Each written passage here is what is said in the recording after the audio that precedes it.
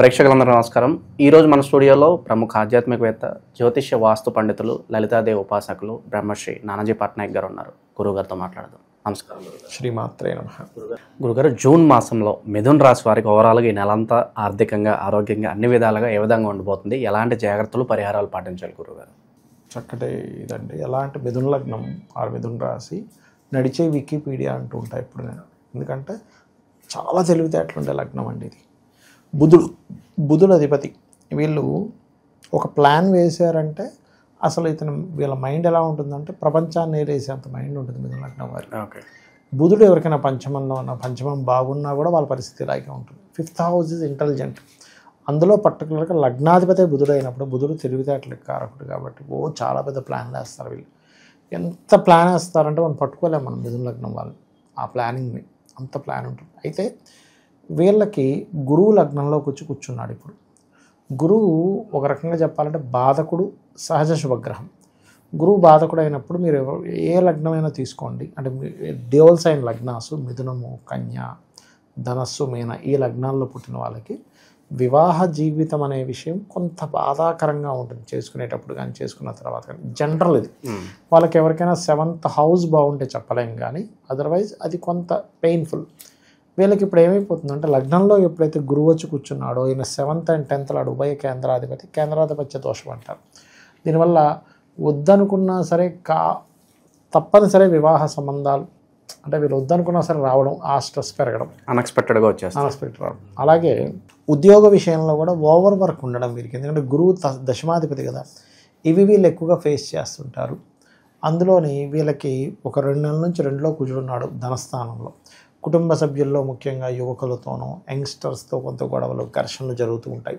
అయితే ఈ జూన్ మాసంలో ఒక 6 రోజుల తర్వాత మారుతున్నాడు కాబట్టి దీనివల్ల కొంతవరకు వీళ్ళకి ఉపశమనం లభిస్తుంది. అయితే దీంట్లో మరలా 3వ స్థానంలోకి వెళ్ళి కుజుడు, కేతు కూర్చుంటున్నారు కాబట్టి వీళ్ళు ఏదైనా అగ్రిమెంట్స్ చేసే విషయంలో ఫస్ట్ వీక్ తర్వాత నుంచి కొంత జాగ్రత్తగా ఉండాలి వీళ్ళు. జూన్ మాసంలో షూరిటీలు కూడా ఇస్తూ ఉంటారు కదా. ముఖ్యంగా మనం ఏదైనా అగ్రిమెంట్ చేస్తున్నాము, జాబ్కి వెళ్తున్నాము, లేకపోతే ఒక అప్పు తీసుకుంటున్నాము, అప్పు మీరు అన్నట్టుగా షూరిటీ మధ్యవర్తిగా వెళ్ళి సంతకం పెడుతున్నాము, ఇవి పూర్తిగా అవాయిడ్ చేయడం మంచిది వీరికి. పార్ట్నర్షిప్ బిజినెస్లో కలిసి వస్తాయి అంటారా గురుగారు, ఏదైనా ఇన్వెస్ట్మెంట్స్ పెట్టాలంటే వీళ్ళకి? ఒకటేనండి, పార్ట్నర్షిప్ అనేది పర్సనల్ చార్ట్ చూసుకోవాలి. ఇప్పుడు మనము పర్సనల్ చార్ట్లో 7th లాడు బాగున్నాడు పార్ట్నర్షిప్ చేయొచ్చు, 7th లాడు బాగాలేడు పార్ట్నర్షిప్ చేయకూడదు అని చెప్తాను నేను. ఓకే.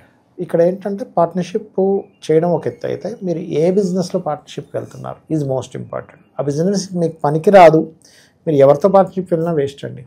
లేదా పార్ట్నర్ జాతకం బాగాలేదు, ఇప్పుడు మీరు పార్ట్నర్ తీశారు కాబట్టి చెప్తున్నాం. చాలామంది ఏం చేస్తారంటే వీళ్ళ జాతకం మాత్రమే చూసుకుంటారు, పార్ట్నర్షిప్ బాగుంటుందా అని. ఇక్కడ నేను ఏం చెప్తానంటే మీ జాతకము, పార్ట్నర్ జాతకం కూడా చూసుకోండి. పార్ట్నర్ జాతకం బాగాలేదనుకోండి, మీ జాతకం బాగున్నా కూడా మీకు లాస్ అవుతారు. ఎందుకంటే మీ వల్ల పార్ట్నర్ కొంత లాభం ఉంటుంది, కానీ పార్ట్నర్ వల్ల మీకు లాస్ అవుతారు. ఓకే. అది సామెత ఉంటుంది చూడండి, అరటాకు వచ్చి ముళ్ళు మీద పడ్డా ముళ్ళెళ్ళి అరటికే నష్టం అన్నట్టుగా వీళ్ళకే నష్టం అవుతుంది పార్ట్నర్ జాతకం బాగోపోతే. అంటే వాళ్ళకైతే సపోర్ట్ చేస్తారు, కొన్ని రోజులు సపోర్ట్ చేసింది వాళ్ళకి కొంత డబ్బులు వస్తాయి, కానీ చేసిన వాళ్ళకి వాళ్ళ జాతకం బాగోపడం ఎఫెక్ట్ వీళ్ళ మీద పడుతుంది. కాబట్టి నన్ను అడిగితే పార్ట్నర్షిప్స్ అనేది పర్సనల్ చార్ట్లో 7th లార్డ్, మహాదశలు, ఇద్దరు జాతకాలు ఆ పర్టికులర్ బిజినెస్కి పనికొస్తుందా లేదా చూడకుండా మాత్రం అడుగు వేయొద్దు అని చెప్తాను. గురుగారు, ఈ రాశిలోనే పర్సనల్ గ్రోత్ పరంగా ఏదో ఉద్యోగాలు చేస్తూ ఉంటారు, చాలా కాలం నుంచి డెవలప్మెంట్ ఉండదు, ఎక్కడ వేసింది అక్కడే ఉన్నట్లుగా ఉంటుంది, వీళ్ళ పరిస్థితి మెరుగుపడడానికి ఎంత సమయం పట్టవచ్చు అంటారు వీళ్ళకి? ఒకటేనండి, ఇక్కడ ఏంటంటే ఎప్పుడు కూడా మనకి పరిస్థితుల మార్పు అనేది దేనివల్ల వస్తుందంటే వీళ్ళ యొక్క జాతక చక్రంలో మహాదశలో, అంతర్దశలో మారినప్పుడు వస్తాయండి. ఒకటి అది రోగం వస్తుందా, డబ్బులు వస్తాయా, పోతాయా, పెళ్ళిళ్ళు అవుతాయా, అన్ని పరిస్థితులకి మహాదశ, దానికి గోచారము. ఇప్పుడు కొద్దిగా ఈ రాశి వారికి సహజంగానే గురువు పాపి కాబట్టి ఇందాక మనం చెప్పుకున్నట్టుగా ఆ ప్రెషర్ అయితే కొంత ఉంటుంది. కాకపోతే ధనస్థానం నుంచి కుజుడు వెళ్ళిపోయాడు కాబట్టి కొంత రిలీఫ్ అయితే వస్తుంది ఫైనాన్షియల్గా వీళ్ళకి. ఓకే. అయితే ఎప్పుడు కూడా మనకి అన్ని ఇబ్బందులకి ఫైనాన్సే మెయిన్గా మనం తీసుకుంటాం కాబట్టి ఓం సంపత్కరీ సమారూఢ సింధుర వ్రజ సేవితాయ నమః, లేదా ఓం ధర్మాధ్యక్ష ధనాధ్యక్ష ధనధాన్య వివర్ధనీయ నమః చేసుకోవడం ఉత్తమం. మీరు ఇక విదేశీ ప్రయత్నాలు చేసుకోవచ్చు అంటారా గురుగారు ఈ రాశి వాళ్ళు? విదేశీ ప్రయత్నాలు ఈ నెలలో కొంతవరకు యోగిస్తాయని చెప్పొచ్చు అండి. విదేశీ ప్రయత్నాలు 2nd వీక్ తర్వాత, ఎందుకంటే 2nd వీక్ తర్వాత నుంచి శుక్రుడు 15 డిగ్రీలు దాటుతాడు మేషంలో ఉండే శుక్రుడు. సో కొంత 11లో ఉన్నప్పటికి 12 వైపు వస్తున్నాడు కాబట్టి కొంతవరకు యోగిస్తుంది. ఇక ఉద్యోగంలో వేరే ఉద్యోగం మారాలి అని అనుకునే వాళ్ళు ఉంటారు, అలాగే ఉద్యోగం లేక బాధపడుతున్న వాళ్ళు ఉంటారు. వాళ్ళ పరిస్థితి ఎలా ఉండబోతుంది గురుగారు? ఇందాక మనం మొదట్లో చెప్పుకున్నట్టుగా ఉద్యోగానికి 10th లార్డ్ కారకుడు ఎప్పుడైతే లగ్నంలోకి వచ్చాడో ఇది ముఖ్యంగా ఏం చేస్తుందంటే రెండు జాబులు చేయాలనేటువంటి థాట్ ఇస్తుందండి. డ్యూయల్ సైన్లో ఉండే గ్రహం. సెకండరీ ఇన్కమ్ ఏదన్నా వస్తే బాగుంటుంది. అంటే సాయంత్రం వరకు జాబ్ చేసి సాయంత్రం నుంచి నైట్ వరకు ఇంకెక్కడైనా మనం 2-3 గంటలు చేద్దామా ఈ థాట్ ఇస్తుంది.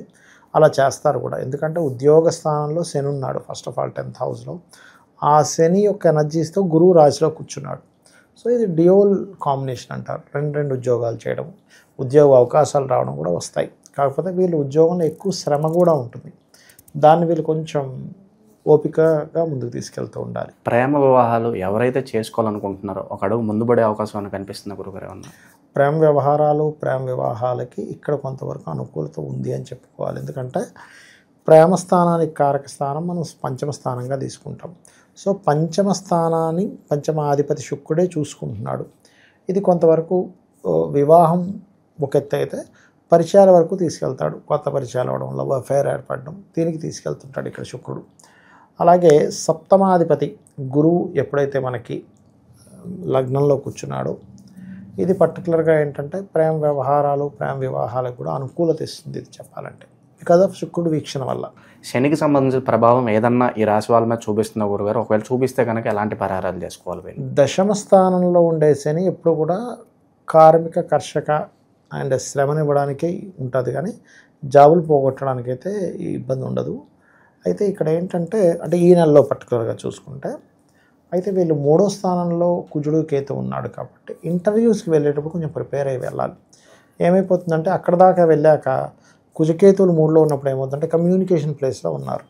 దగ్గర దాకా అక్కడికి వెళ్ళి అక్కడ గుర్తుంది కానీ నోట్లోంచి రావట్లేదు అంటాడు. అది మీకు గుర్తుంటే కాదు, అక్కడ చెప్పాలి. అందుకని కొంచెం వెల్ ప్రిపేర్డ్గా వెళ్తే మంచిది. అలాంటి సమయంలో మనకి ఏదైనా అనిపించింది ఒక్కసారి స్కందుని తలుచుకుంటే అది సెట్ అవుతుంది. లేదా కర్పూర వీటికి ఆమోద సమాకర్ష దిగంతరాయే నమః అనే మంత్రం కూడా బ్రహ్మాండంగా పనిచేస్తుంది. ఓకే. ఇక దైవారాధన విషయంలో ఎలాంటి పరిహారాలు చేసుకోవాలి గురుగారు ఈ నెలలో? వీళ్ళు లైఫ్ లాంగ్ అంటే ఒకటే గుర్తుపెట్టుకోండి, మిథునం వారికి అమ్మవారి ఆరాధన, లలితాంబిక అమ్మవారి యొక్క ఆరాధన చేసుకోవడం చాలా మంచిది. మిథునం వారికి దైవానుగ్రహం కలగాలి అంటే మాత్రం. అయితే దైవానుగ్రహంకి మనకు ప్రయత్నం కూడా సక్సెస్ అవ్వాలి. ప్రయత్న స్థానంలో కుజుడు కేతు ఉన్నారు కాబట్టి వీళ్ళు ఏదైనా ఒక కొత్తది ప్రారంభిస్తున్నారు.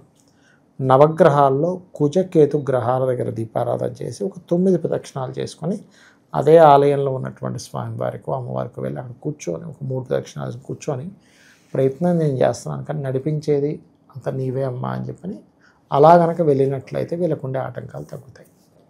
ఇక విశేషంగా ఇంకా మంచి జరగాలంటే ఏమన్నా దానాలు లాంటివి ఏమైనా చేసుకుంటే బాగుంటుందా గురుగారు? ఒకటేనండి, కలియుగంలో దానాన్ని మించింది లేదు. అయితే ఇక్కడ దానం అనేటువంటిది చాలామంది తెలియక దేని పడితే దానం ఇచ్చేస్తారు. అలా కాదు. అసలు మీకు ఏ మహాదశ నడుస్తుంది, ఏ దానాలు ఇవ్వాలి? ఇక్కడ మనకి గోచారంలో చూసుకుంటే కుజుడికి కేతువుకి ఇచ్చుకోవాలంటే కందులు, ఉలవలు ఇచ్చుకోవచ్చు.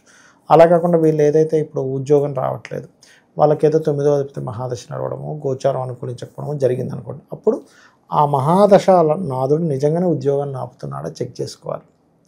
మనం చూడండి, ఒక వ్యక్తికి ఒక ప్రాబ్లం వచ్చింది, పలానా ఇంజక్షన్ ఇస్తాం, ఏది పడితే ఇంజక్షన్ ఇచ్చేయండి అనం. ఎందుకనం?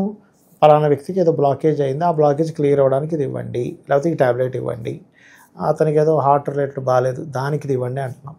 అందరికి ఒకే ఇంజక్షన్ ఇవ్వంగా. అలాగే రెమెడియల్ పార్ట్ విషయంలో కూడా కొన్ని దానం ఇవ్వవలసినవి ఉంటాయి, కొన్ని ఏంటంటే జపం చేయించుకోవాల్సినవి ఉంటాయి, కొన్ని ఏమో నామస్మరణ ద్వారా పోతాయి. అదేంటనేది కనుక్కోగలగాలి.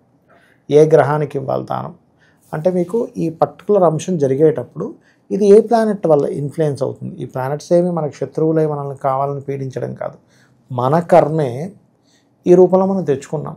అదొక సాఫ్ట్వేర్లో పనిచేస్తుంది అంతే. ఇప్పుడు మనకి ప్రతి నెల బిల్ జనరేట్ అవుతుందండి, ఫోన్లోకి వచ్చేస్తుంది ఈ నెల ఇంకా కట్టాలని.